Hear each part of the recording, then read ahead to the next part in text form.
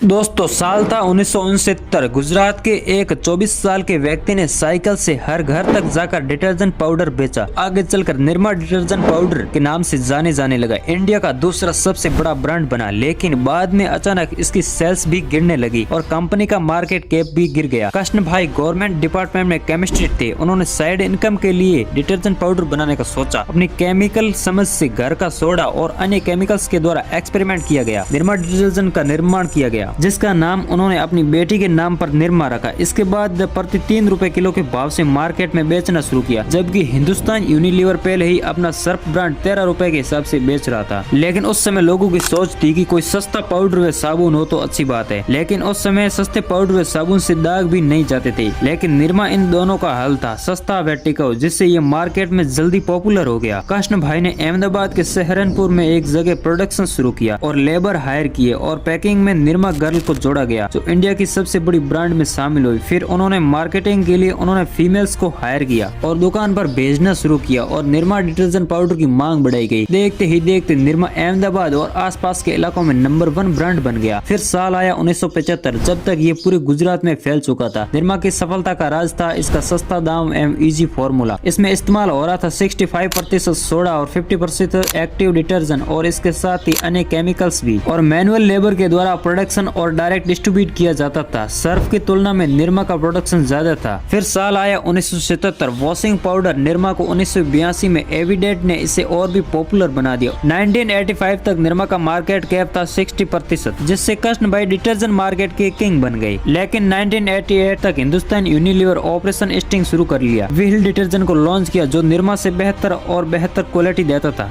इनसे इंस्पायर होकर बाद में कानपुर के मुरलीधर और विमल कुमार ने घड़ी डिटर्जेंट लॉन्च किया। घड़ी भी निरमा से 10% महंगा और क्वालिटी भी बेहतर देता था। और एक इम्पोर्टेंट लाइन को भी घड़ी में ऐड किया गया, पहले इस्तेमाल करो फिर विश्वास करो, जिससे घड़ी को पॉपुलर बनाया। लोगों की एक ही डिमांड रहती थी, कम प्राइस में अच्छी क्वालिटी, जिससे घड़ी ने पूरा किया। और साल 1990 तक निरमा मार्केट से गायब हो चुका था। इसके बाद पैकेजिंग चेंज करके निरमा ब्लू को लॉन्च किया गया, जो फिर सर्फ और एरियल से मुकाबला नहीं कर पाया। और 2017 तक निरमा मार्केट कैप 16% ही रह गया। फिर निरमा ने अपनी कंपनी को सीमेंट व एजुकेशन में डाइवर्ट कर लिया और कंपनी को बचा लिया, लेकिन डिटर्जेंट बिजनेस मार्केट से गायब हो चुका था। Subscribe for the business study videos.